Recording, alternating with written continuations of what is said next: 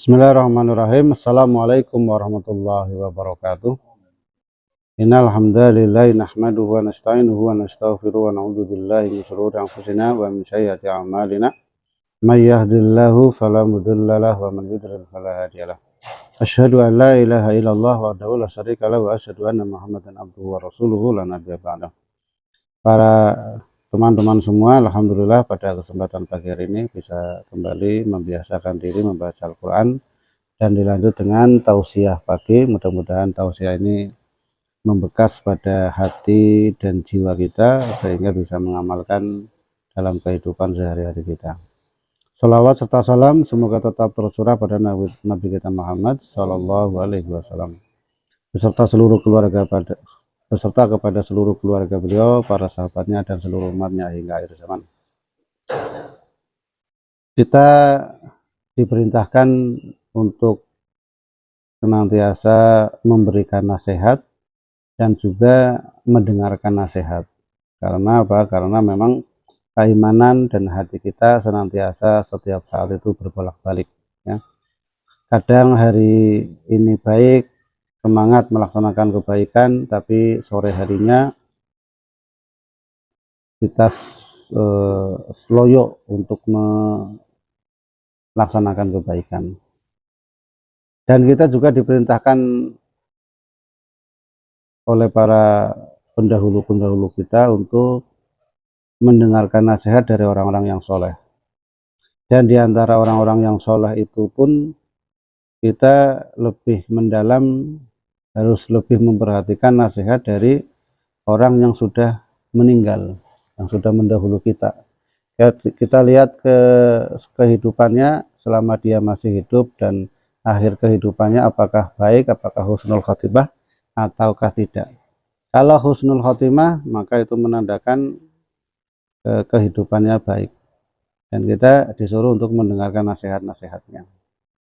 Ada seorang ulama yang menjadi panutan para orang-orang soleh, para ahli ilmu, para menuntut ilmu, yaitu Imam Al-Ghazali, atau disebut dengan mempunyai titel yaitu Hujatul Islam, ya. Hujatul Islam itu ya titel dalam keilmuan yang tertinggi, gitu ya. Terus beliau memberikan nasihat kepada kita, yang ada 6 nasihat dalam nasihat beliau yang terkait dari kehidupan kita. Yang pertama adalah beliau memberitahukan bahwasanya yang paling dekat dengan dunia itu adalah kematian ternyata, gitu ya.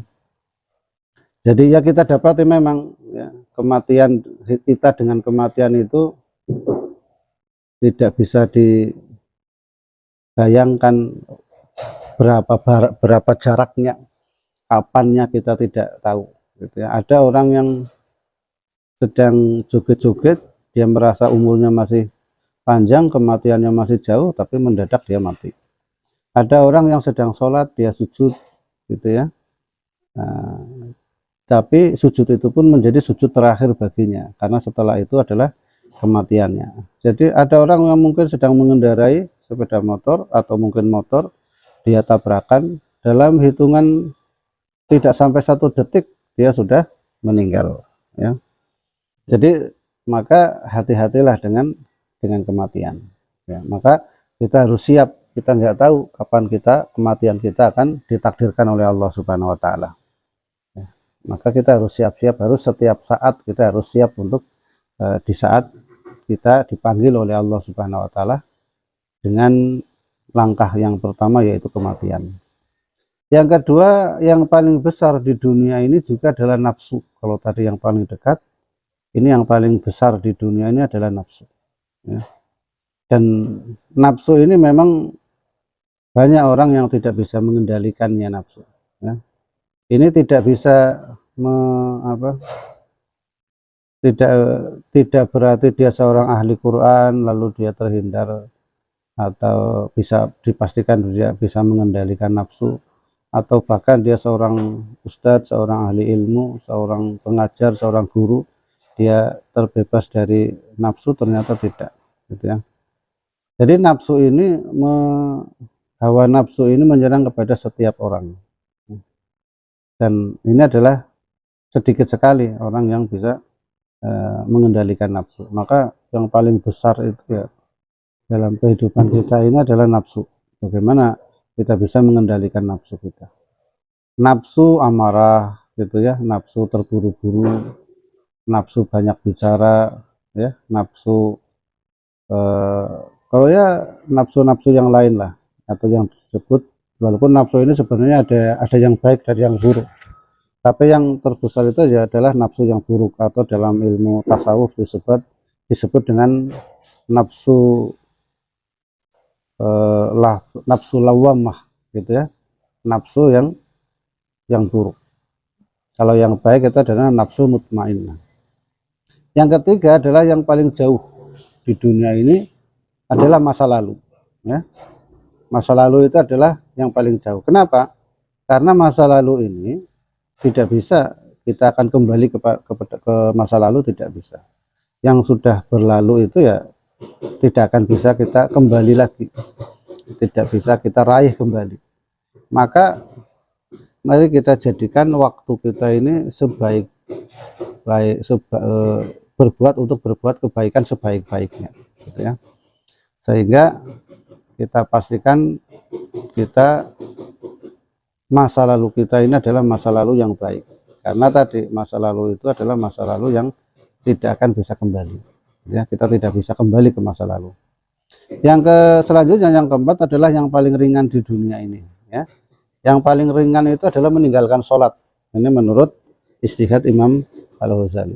Memang sekarang orang meninggalkan sholat itu seperti tanpa beban, gitu ya. Sibuk sedikit sholat, tidak mau sholat, ngantuk tidak mau sholat, gitu ya. Ya orang sudah tidak, padahal sholat itu adalah yang membedakan kita antara kita dengan orang-orang yang beriman, ya. Dan sholat ini, padahal sholat ini adalah yang pertama kali nanti akan dihisab oleh Allah Subhanahu wa Ta'ala. Siapa yang baik sholatnya, maka dia amalan-amalan yang lain itu akan dianggap baik. Tetapi kalau sholatnya buruk, ya, maka semua amalan-amalan yang lain pun otomatis nanti akan dicap atau dikategorikan menjadi amalan yang buruk. Pokoknya, dan segudang ancaman-ancaman lain lah dalam sholat, dan segudang pula fadilah-fadilah sholat. Maka jangan sampailah kita meninggalkan sholat dengan sengaja. Betul ini adalah sebuah kecelakaan. Yang selanjutnya adalah yang paling berat, ya. Yang paling berat itu adalah amanah, ya. Karena amanah itu nanti akan dimintai pertanggungjawaban jawab oleh Allah Subhanahu wa Ta'ala. Dan orang yang memegang amanah itu godaannya besar, ya. Baik itu amanah berupa kekuasaan, ya. Manakala dia ditakdirkan oleh Allah Subhanahu wa Ta'ala menjadi seorang pemimpin, maka dia akan bertanggung jawab terhadap semua yang dipimpinnya. Kalau yang dipimpinnya baik, maka dia mendapatkan pahala berkali-kali lipat sesuai dengan jumlah orang yang melakukan kebaikan yang dipimpinnya. Tetapi kalau orang yang melakukan kejelekan, dia pun akan mendapatkan bagian dosanya. Apalagi kalau ada yang dipimpin itu terzolimi, kelaparan, ataupun tidak bisa hidup dengan layak, maka dia pun akan dimintai pertanggung jawab oleh Allah Subhanahu wa Ta'ala. Atau amanah dalam bentuk kepercayaan, ya, dipegangi uang kayak gitu, ya. Dia uang ini godaannya banyak, maka kenapa? Karena dia sendiri punya keinginan, ya. Saya maunya dipegangi uang, dikasih amanah uang 100 juta atau 1 miliar, gitu ya. Nah, saya juga punya keinginan, padahal saya ada uang, megang uang, walaupun itu adalah uang amanah. Maka untuk tidak memakai itu adalah sebuah siksaan dan sebuah godaan yang amat sangat berat. Maka beruntunglah bagi orang-orang yang bisa menjaga amanah itu. Yang kelima adalah, yang keenam, yang terakhir adalah yang paling tajam, ya. Yang paling tajam di dunia ini ternyata adalah lidah, gitu ya. Lidah ini, ucapan ini bisa melukai seseorang melebihi lukanya yang disebabkan oleh senjata tajam. Ya, orang terkena pisau, gitu ya, mungkin 1-2 hari sembuh, gitu ya, atau maksimal mungkin 1 pekan lah. Orang terkena peluru, maunya dioperasi, orang patah tulang dan sebagainya, 3 bulan, 4 bulan bisa sembuh. Tetapi kalau orang sudah terluka akibat akibat dari lidah tersinggung atau sakit hati karena ucapan kita atau ucapan seseorang, maka ini sembuhnya lama, gitu ya, bisa bertahun-tahun, bahkan bisa puluhan tahun. Bahkan malah sebenarnya hati itu yang terluka akibat